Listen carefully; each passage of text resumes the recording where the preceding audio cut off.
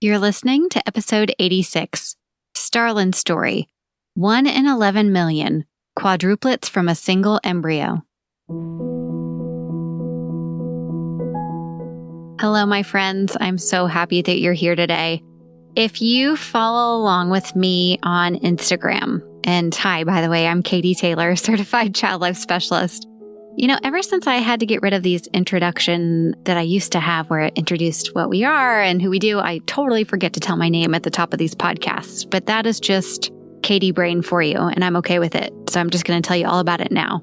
I am a certified child life specialist, which means we help kids and families cope in the hospital. And I am so excited because I actually have a friend of mine here today. And she is a hilarious, loving, kind, very New Jersey. And if you're from New Jersey, you know what I mean. Like, she's a New Jersey person. Her name is Starlyn, and we have her on the podcast today. She and her husband, Bill, have struggled with infertility pretty much their entire marriage.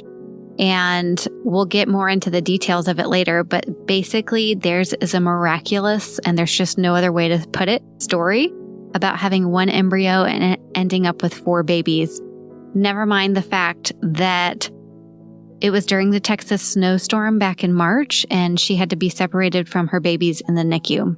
So I am so honored to have her here and have Starlyn share their really unique story about what it was like to be pregnant with quadruplets, spend time in antepartum and be separated from her child, and then also have babies in the NICU and not be able to visit them literally because of a natural disaster and, oh yeah, COVID.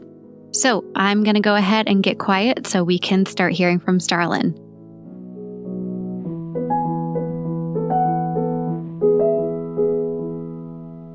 Guys, Katie Taylor here, podcast host, Child Life On Call.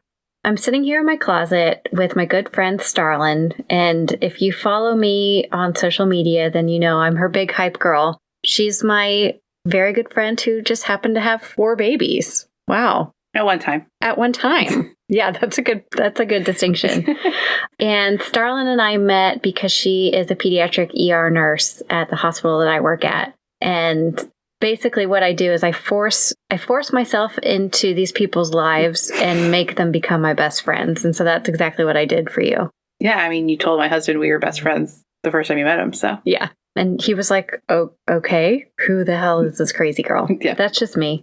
So Starlyn, I'm going to let her introduce herself and talk a bit about her story, but I have her on the podcast today because she is not the first person to experience infertility and then kind of come out on the other side, but have a deep level of empathy for other families who are going through similar stuff. And they're obviously a success story. She had 4 babies at once, for dear God's sake. But I just thought it would be fun to have her kind of talk about her experience for her infertility journey, having quadruplets, being in antepartum for 2 weeks, actually more than that. Yeah, from the day I got admitted to the day I got discharged was 3 weeks. So it was like 2.5 weeks that I was living there. Yeah, living at the hospital, separated, and then being a NICU mom. Mm-hmm. 2 months in the NICU. 2 months in the NICU. Anyway, she's got a lot to talk about. So, Starlyn, why don't you just start off and talk a bit about you and Bill and your family and kind of where y'all come from. Okay. Well, hi, my name is Starlyn. I am Katie's best friend, as she would tell you. But I'm also a mom to 5 children under the age of 3. I have one turning 3 in a couple of weeks, but she's our first infertility success. My husband and I have been married for 10 years, been together for much longer than that. And we knew pretty much early on that we were infertile. We were not having any success getting pregnant. We started going to get testing. I got pregnant on my own, like miraculously, and then lost that baby. And then we went on to do all different types of treatment. And then we finally landed on having to do IVF. And when we did IVF, we only got 3 embryos, which is why no one ever believes us when we talk about how many kids we have. So we got the 3 embryos. Our first transfer resulted in Zoe, who will be 3 in the beginning of August. And that was in 2018. In October of 2019, we transferred our second embryo, which failed. And so we were left with 1 embryo. And the reason we didn't try again right away was because I was very much like a planner. I need to know if this doesn't work, what's the next step? Because I want more kids. I mean, I didn't want 5 kids, but I wanted more kids than one. And, we would have a lot of conversations about that. We met with our fertility doctor, who I trusted or trust her still more than anything in this world. I had conversations of like what we would do next. Would we try IUIs again? Because once you are successfully pregnant, your chance of IUIs being successful goes up. Again, they just told us a lot of money, told us that we would never get pregnant on our own. And so a lot of testing, a lot of money, a lot of time. I had multiple surgeries like this, obviously it's a Cliff Notes version. And so we transferred our last embryo on July 1st, 2020. And I remember we were 6 weeks pregnant, and I said to our friend Kami, who's my manager, also our friend, I was like, I think I'm showing. And she's like, there's no way. I knew it worked. Our lab work had come back a little higher than it was with Zoe, like twice the size it was with Zoe. And she's like, there's no way. Well, then I go to work one morning and I start spotting. And so I call my husband and he's like, all right, let's just go. We hadn't told anybody that we were doing the transfer, or just like a few close friends. We didn't want our parents to know. We were trying to surprise everybody. We went in for an ultrasound and we thought we were going there to be told we were losing our baby because we were bleeding. And our baby. It was funny because when they told us our first labs, Bill was like, what if it's twins? And then we laughed and laughed because what are the chances? We put one embryo in, unless it's split, identicals don't run in our family. There's no way, right? So we get there and everybody is very somber in the office because that's what we're coming in for. We check in, they're like, oh, it's okay. Let's just go back to the office. Do you need anything? Do you need water? They're all trying to do some polite stuff. And I'm like, okay, it's fine. I'm really trying to hold it together. We get into this office and they put us in the smaller than this closet. I swear there's 4 of us in there. The doctor, one of her nurses, Bill, my husband, and I. We do this ultrasound. And as soon as she puts the ultrasound in, I was like, huh. Because right away could see that there's 2 sacs. And she's like, well. And Bill's like, has it moved? And he's like, this looks different than Zoe, And she's like, well, there's 2 sacs. And he's like, okay, twins, all right. Okay, all right. And I'm like, okay, this is 1 sac we're looking at, and I could see 2 babies in it right away. So it's like, all right, okay, cool. And so she's like, these 2 have heartbeats. Would be identical twins. She's like, but there's also a second sac, and I see this one. And so I start hyperventilating. It's coronavirus time, so I have a mask on. I'm sweating. I had my scrubs on still from work. I start hyperventilating. I'm like, I need a break. God. And I sit up, and I'm like, I'm going to throw up. And they're like, it's fine. And then she's like, but I think there's another one. And so I was like, there's no way. We put 1 in, right? And she's like, yeah, we only had 1 left. And I was like, are you sure?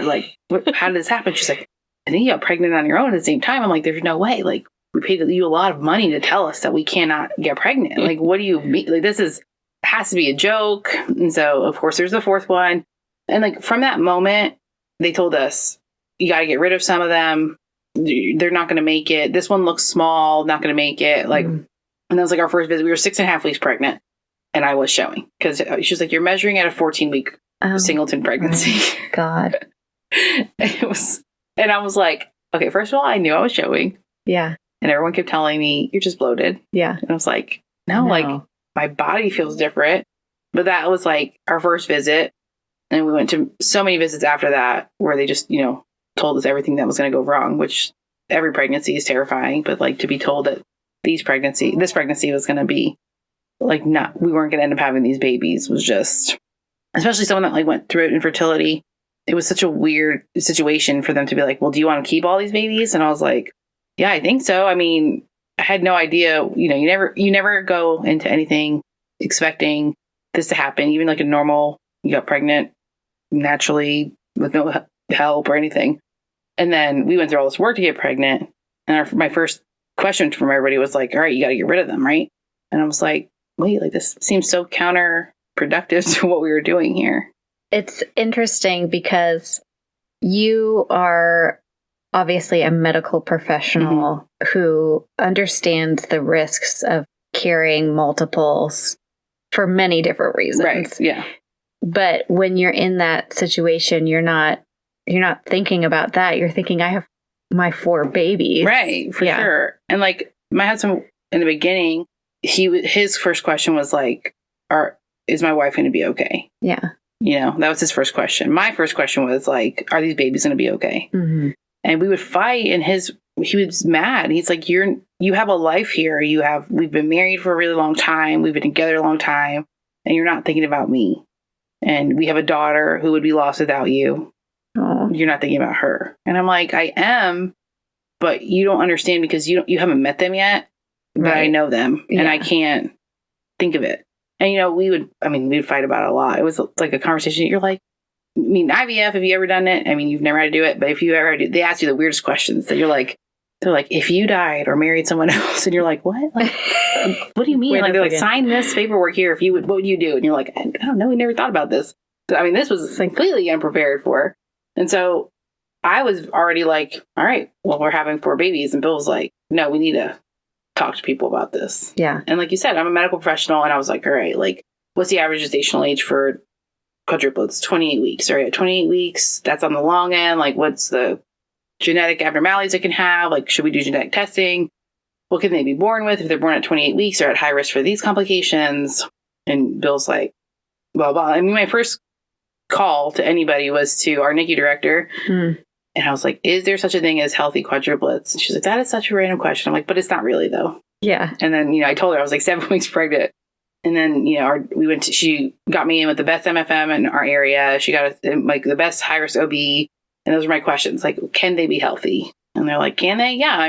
Will they? We hope so. There's all these risks. And, Bill is very much like anything medical. He's like, you talk to them and then give me like the Cliff Notes version. Right. And so we even called the doctor. There's a doctor in Houston. I don't even remember his name now because he's irrelevant, but he's like the one that specializes in doing fetal reductions for high risk and high order multiples. We called him and it was like a 45-minute lecture on like why we had to do it. These are the babies he would reduce. This is everything that's going to be wrong with them. There's a 95% chance that they'll be all messed up.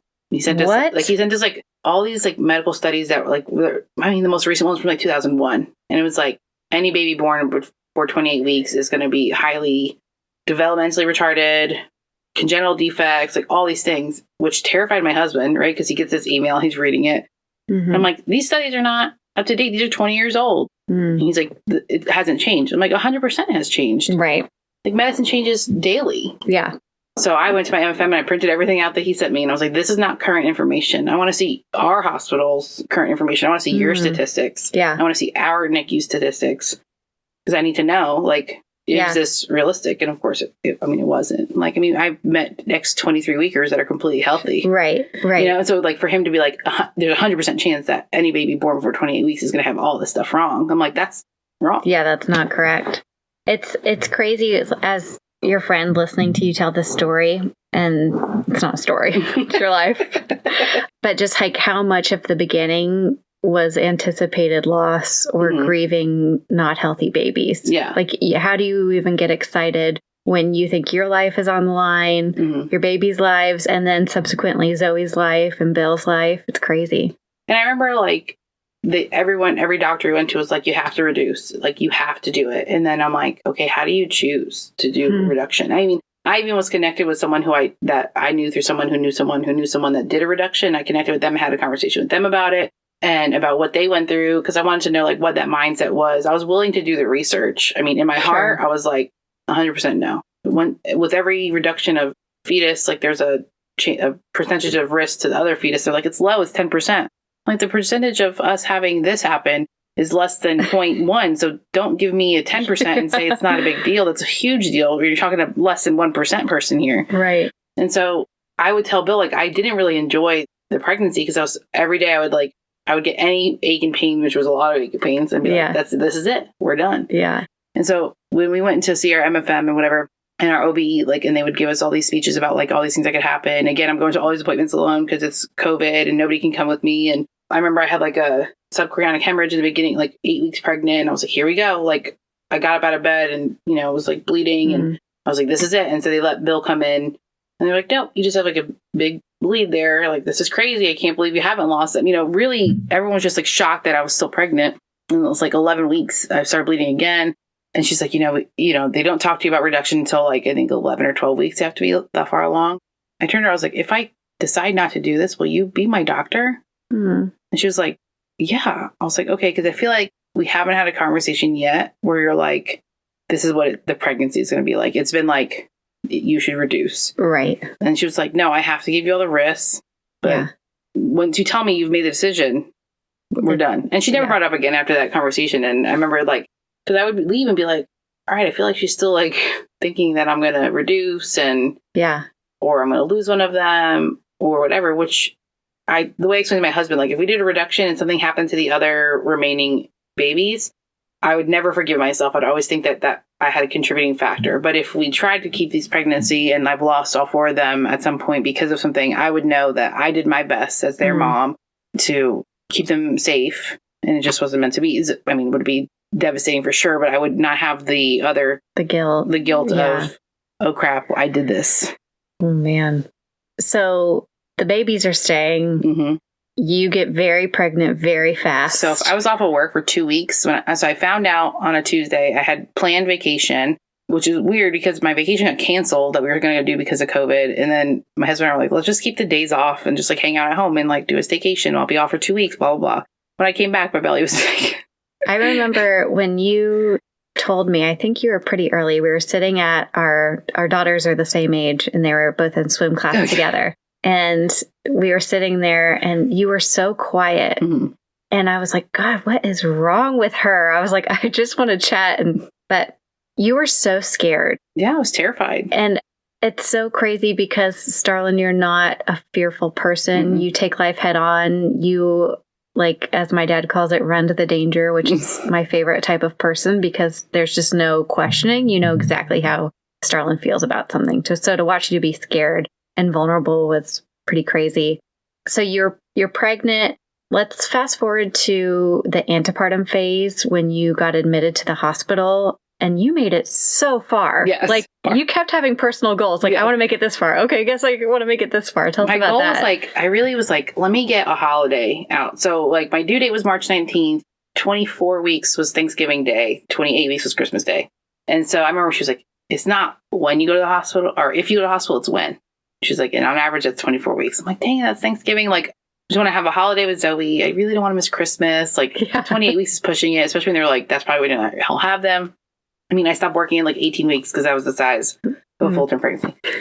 And, God, I mean, people would congratulate me like, any day now. I'm like 20 more weeks, but thank you. Like, it's not even halfway there, but thank you. So I got admitted New Year's Eve. So it was 28 weeks, 7 or 6 days. Like, Friday was my week change. And they only like admitted me because they were like, you shouldn't be moving around anymore. Mm. Like I had like signs of, not my cervix was thinning, but like it was starting to like show signs of thinning. It's crazy. It was just, my doctor would be like, you're such a good incubator. Like I would waddle into the appointments and they're like, I cannot believe you're still pregnant. I'm like, I know. Really, dude? Like, it's so crazy. There's just no rhyme or reason. And you think because maybe you've experienced so much infertility and procedures that you would be at risk for. Right, because I had multiple surgeries to my uterus for like a abnormal shaping in my uterus or whatever. And so then I asked her, I was like, does that make me at risk for a uterine rupture? Because that's like one of the complications, which is like, they're like, uterine rupture is like death. Yeah. And Bill's like, was the biggest thing he was scared of, or hemorrhaging, whatever. And they said no. Yeah, they were like, I can't believe you're still up and moving. Like I drove myself to my appointment, which was December 30th. And she's like, you need to be in the middle hospital. I was like, okay, well, I got some things to do today. So I'm going to get my nails done. Eat your sushi. I'm going to get sushi, which is against the rules. But at that point, I was like, I'm carrying quadruplets. No one's going to tell me what to do. And then I was like, I'll be back tomorrow. And I wanted to like see my daughter one more time. Like I wanted to not have like that anxiety for her. Like I wanted it to be like, this is what mommy's doing. Zoe's very, very intelligent and understood a lot of it. And I just want to prepare her. So then I get him into the hospital.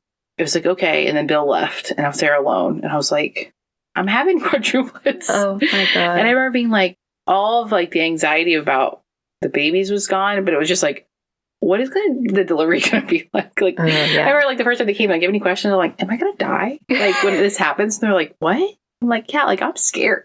My OB was like, you've never mentioned this. So I was like, I mean, I was just kind of like, let's make it to the hospital. Oh my God. It's like you have to compartmentalize which stretch of stress you're going to be in, because if you were to think about all of them, you wouldn't be able to get through it. Yeah.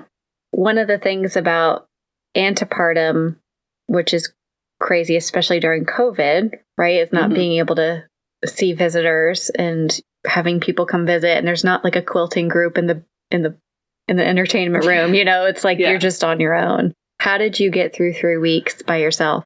It was horrible. And like, I got 1 hour a day where I could leave my room, which I had to like beg for, but Zoe didn't come up every day. And so I would FaceTime with her a lot. And I don't know if anybody's ever FaceTime a 2-year-old, but she's like not into it unless she's into it, you know?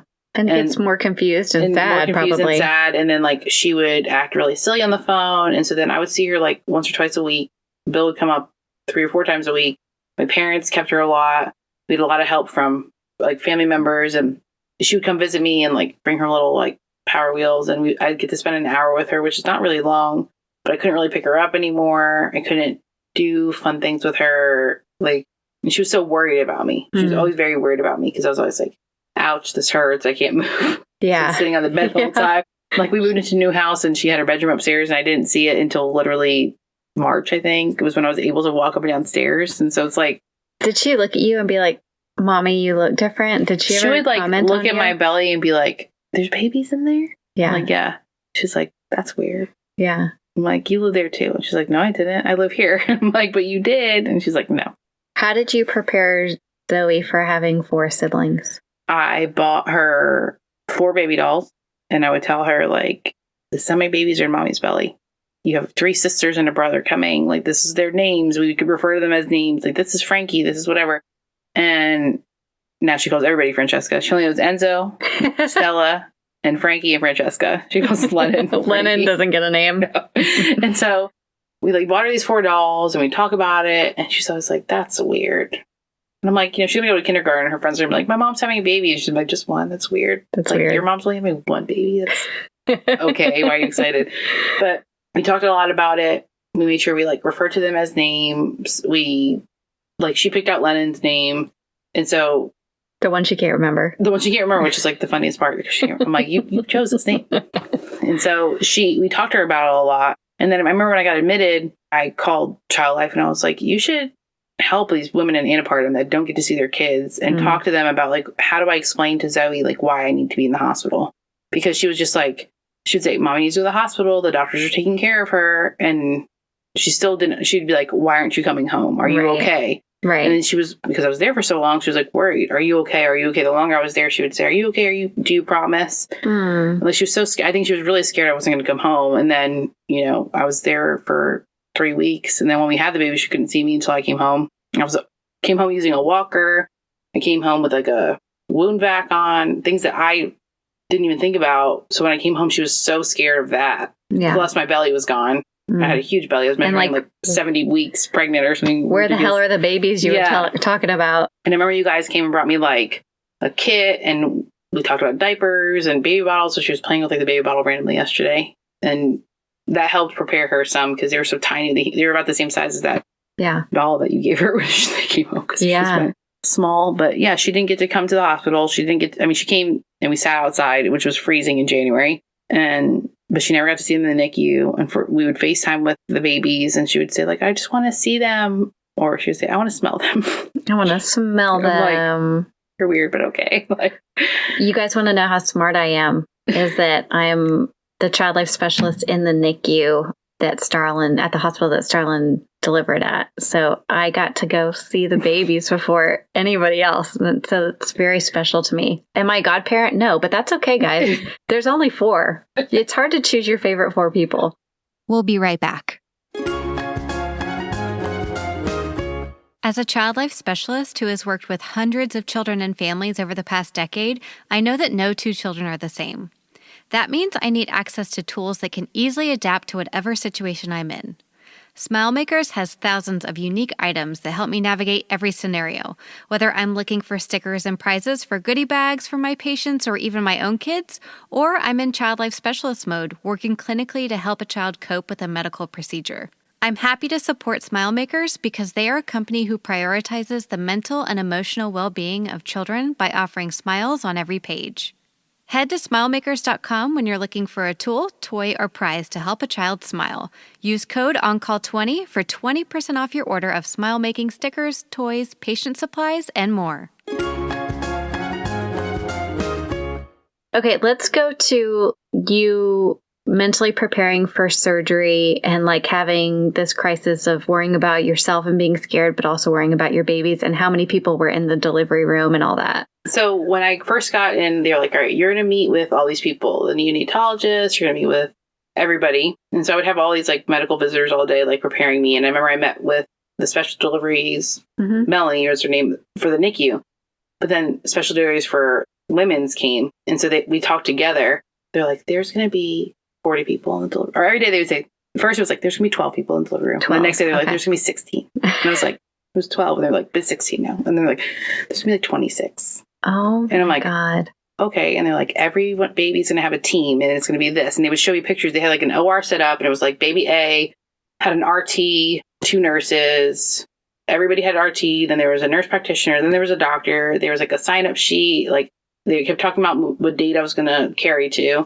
And they kept trying, I think you can make it to 35 weeks. And I remember I turned to Bill and I was like, I'm not making it 35 weeks. I was like, what do you mean? I'm like, I will check out of this hospital. I'm not staying pregnant anymore. Like I was crying. I was like, there is no way I could do that. I was like 31 weeks. So I was like, I can't do this for 4 more weeks. Yeah. It was hard. So I was also able to go visit her and like watching you couldn't breathe. Mm-hmm. There was a piece of trash on your floor for a while that we just kind of kept there as like a social experiment. Is anybody going to pick it up for her? I don't know. It was like a piece of a pepper packet or something. It was there for so long. And I would look at it and like try and pick it up with my feet and it wouldn't work. And you couldn't even like eat a lot and enjoy stuff. Like I couldn't sleep. And then I developed PUPS and cholestasis. And so I went into labor on my own. I was supposed to be induced on that Friday. That Monday, they're like doing nurse to nurse at shift change at bedside. And I was like, I don't mean to interrupt you guys, but I'm having contractions. And they were like, I was like, and at that point I had no monitors on, no IV, nothing. Cause I was very, They came in my room at 9 p.m., gave my meds for the night, and I never saw them again. I didn't see night shift again, unless I woke up like and I wanted a snack. But I never saw them. They put on the monitor, and I'm like, that's not where my contractions are, because I have this huge belly. Yeah. And I was like, I think you should put it like here. And at the same time, my MFM happened to walk in to tell me that they were going to have to move my date up because of my cholestasis and the risk and blah, blah, blah. Wait. So you could feel which section of your belly the contractions were on. Right. It was like coming from my one side, and they put the monitor on the other side. And I'm like, no, it's like the babies were kind of more over here. Like, is it crazy was painful? In the middle. Heck yeah. You know, with Zoe, I had contractions. They started a minute apart. Yeah. And I was like, epidural. Yeah. But here, I was like, I'm going to get a C-section. So it was like 7:05, I started contractions. It was funny. There's a TikTok video. I was talking about this on their 6-month birth order. We like made this TikTok in the hospital. And this is how we got like these. We have like 590,000. By the way, Starlyn's very famous. Hashtag calf squad. On TikTok. But the one video is like me dancing. And it's like my little stick legs and my belly. And I look like I am miserable because I was so mad at Bill that day because he kept making me. But I just felt like crap. And I didn't sleep the night before. I was probably in labor, didn't know it. That video, like I remember when he sent it to me and I was like, I don't care. I'm tired. I want a nap. And he's like, yeah, you should nap. And then I was like, oh, I'm in labor. Come back. We're about to have these kids. And so I went to labor on my own. My MFM was like, well, if you're in labor, I'm not stopping it. Like, you're far enough along. You're going to have these babies today. I was like, but I'm not ready. Like, am I going to be okay? Like, guys, am I going to be all right? And then it was at night shift and everybody had signed up to be on the delivery. It was like on day shift. So they had to call NICU nurses in. And they're like, let's push it back. I'm like, but can we get some like pain meds? Because I'm still in labor. And I'm like, I need IV. Like, so the nurse was like, they had assigned me to like the charge nurse because again, I didn't need anything. And so I was like her only patient. Yeah. And she's like, son of a biscuit. And then she's like, all right, what do we do? She's like, oh, what do we do? I'm like, let's start with IVs. I need a COVID test. Because all the stuff they had been telling me was going to happen. I'm like, I need to get the anti-whatever. And like all these things that they had been telling me. Talking about like being an advocate for yourself. Because I was like, they would tell me all this stuff and then I would just think about it all day. I'm like, I wonder what it's going to be like. And it was scheduled. They're like, so it's going to be at 9 a.m. So at 7 we'll come in. Blah, blah. So when did the first baby come out after your first contraction? My first contraction was 7:05 p.m. Uh-huh. And Lennon came at 10:42. Oh my God. Enzo was at 10:43. Frankie was at 10:44 and Stella was at 10:46. That's so much coordination. And I will tell you, like, everyone always comments on, because there's a video of us like having the babies. Everyone's like, there's like 40 people in there. And people are like, that's terrifying. I'm like, all I can look at all these people and like, God forbid something goes wrong. All the people are here are going to take care of us. Anything happens to the babies, they'll take care of them. Anything happens to me, they'll take care of me. Yeah. That's all I could think of. Yeah. I love the way, the way you put it, like, this is just the way it was, but like every baby had a team. Mm-hmm. Like, and then you had your own team. Right. It's really cool. And I remember at one point, like that day, Bill's like, what do I do? And everyone's like, no one's talking about what you're doing. He's like, no. And he's like, what do you want me to do? He's like, I want to stay with you. I'm like, you're going to go with that baby. I'm like, none of our babies are going to be in the NICU by themselves. So the first baby that goes, you go with them. He's like, but what if the fourth baby isn't out? I'm like, they'll be out by the time they stabilize. I mean, they're all out within 6 minutes of each other. Yeah, they came out and I remember I was like, let me know when this starts. And they're like, there's a baby crying. I was like, yeah, whose baby is that? They're like, yours. It's like, I was so shocked. So I thought, like, for sure I'd feel something. I felt nothing. Because I thought in my head I could feel stuff still. I was like, when this starts working, they're like, there's a baby.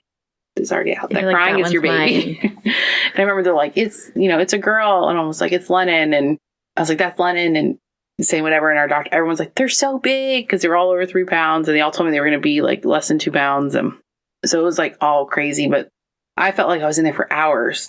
And it was like 12 minutes from when I got in there to when Bill got to, like, they were ready to like start the C-section and Bill wasn't in the room yet. And people were like, wait, like, gotta go get dad. And he comes in and he's like, he was so frantic. And like, Bill is a very calm person too. So we're both like pretty chill people. And he was like running around. He has his camera out and he's like, just like, what baby is this? What baby? Like over and over. And he's like, what baby is this? Who's what? And I'm like, all right, well, Stella is the smallest one. And she was the last one out. We know Enzo because he's the only boy. Yeah. And he's like, the twins look so much like each other. Oh my gosh. And he's like yelling and he kept running to me and trying to show me pictures. And I'm like, boy. Yeah.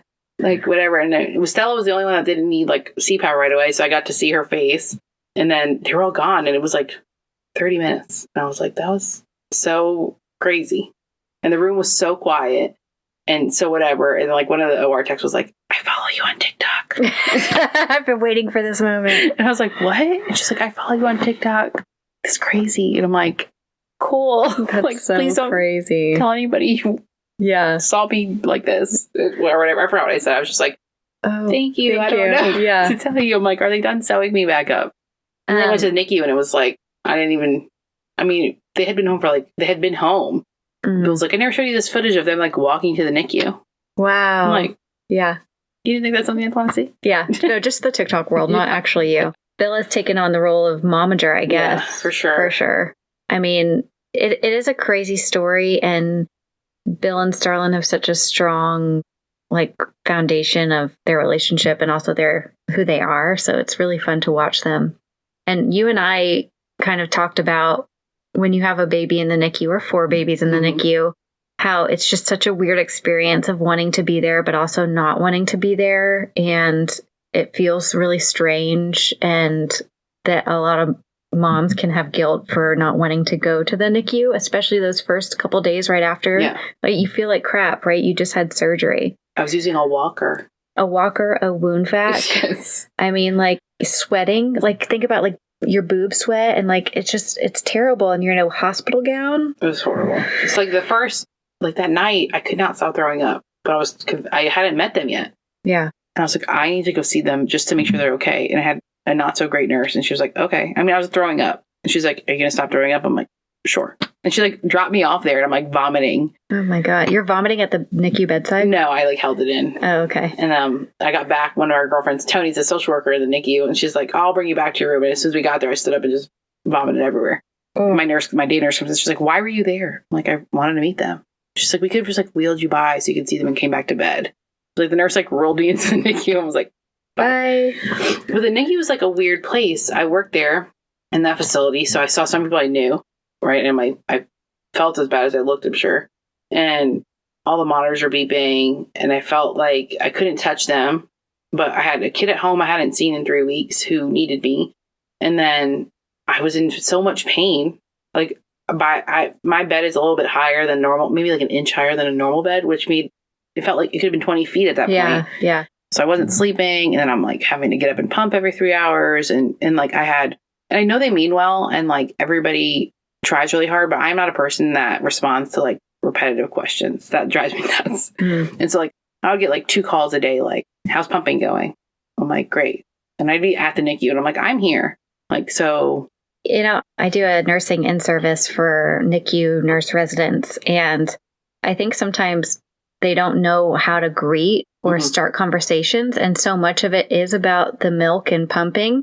But there's this pressure when you start every conversation with like, so how's pumping? That the expectation is that you continue pumping and producing at this, but that's not really what I know. That's not the message they're trying to get across, but that's just how it comes across. And so what's another way we can say it? Like, did you get sleep last night? Like, you know, or I'd say I slept for 5 hours last night. Oh, so you didn't pump for 5 hours.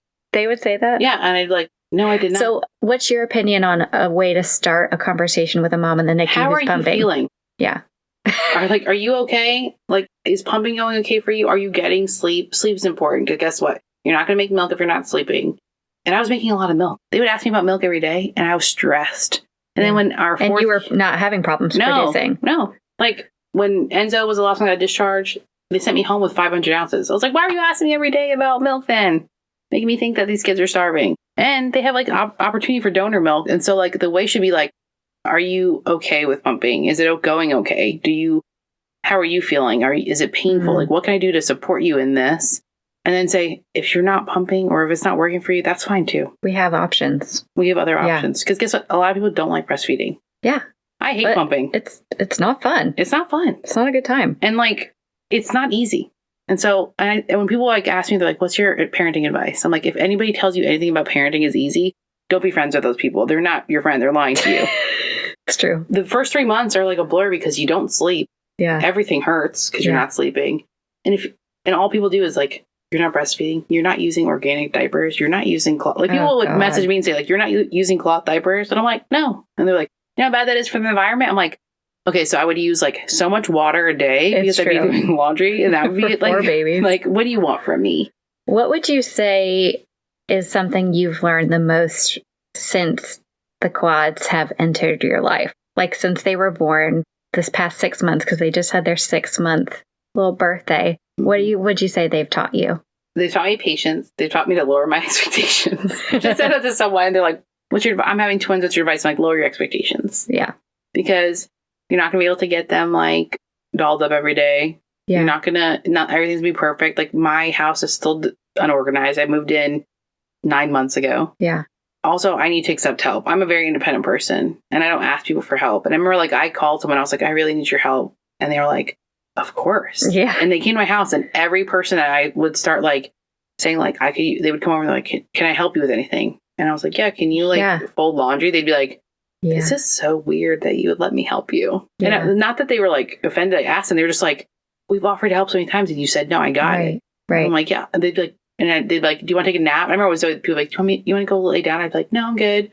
And inside I'd be like, yes. Yeah. I also want to leave. Yeah. Can I like leave the house? And now I'm like, please let me leave. Please let me go somewhere. I think it's so cool how kids and these kind of experience in general just teach you so much about like community and humanity. And like as a friend, when you tell me something specific that you can do, like it feels so good to be able to deliver it to you. Cause I'm not just like randomly bringing you. Like before the babies came home, like that first 2 months, almost every day someone brought us dinner, which like in the beginning I was like, I mean, you don't have to. And then they did. I'm like, heck yeah. And people that brought desserts, I'm like, these are my favorite people. They should come every week. They make dessert and appetizer. They're my favorite. Yeah. And like up until like a week ago or a month ago, maybe, we're still getting one family that lives in our neighborhood that my husband's a lacrosse coach in the community. And so we have a huge like community in the lacrosse community.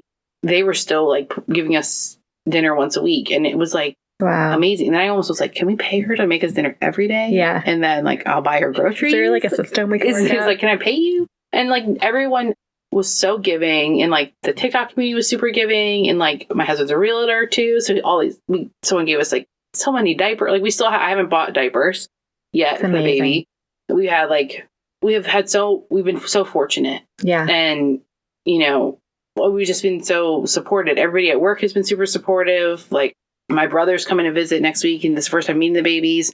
And I didn't realize it until like yesterday that I scheduled myself to work on the day he arrives. And I'm like, oh no, I'm not going to be there when he meets my kids. And so I just like put a message out to my coworkers, and I was like, please, like I did not realize this. And 3 people were like, yeah, I'll do it. Wow. Like you need to be there for your kids. Yeah. Like people, like I love the people I work with. I love my job. Who's your favorite person you work with? Obviously. Thank you.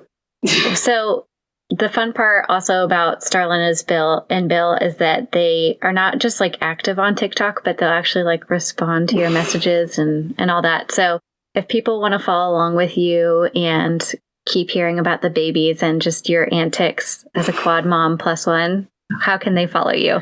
Calf Squad on TikTok and Instagram. We have a YouTube, which we talked a little bit about our infertility stuff on YouTube, but it's not as active as we'd like. But okay, Calf Squad, CAFFSQUAD. Mm-hmm. Okay. Well, I love you. I love you too. Thank you for being here. Thanks for Is there having anything me. else you want to share No. that you didn't get the chance to? I don't think so. Okay. Love you. Love you too. Bye. One of the big takeaways from my conversation with Starlyn is almost less about the craziest part of it, which is having quadruplets, and more about how much IVF and going through that process can affect someone in all aspects of their life, their relationship with themselves and others and their friends. So I just really appreciate, Starlyn, your bravery for speaking out about the hard parts and really just being compassionate towards others who are going through it. And you're on the other side with 5 kiddos. Who would have thought? Well, guys, thanks so much for being here. Starlyn and Bill, for sharing your story. You can find them on TikTok, CAF Squad. That's CAFF Squad, SQUAD. Man, I had to think about that. And go show them some love and look at their hilarious videos and a glimpse into their life with 4 babies. All right, I will see you again next week for a 12-minute talk. Have a great week.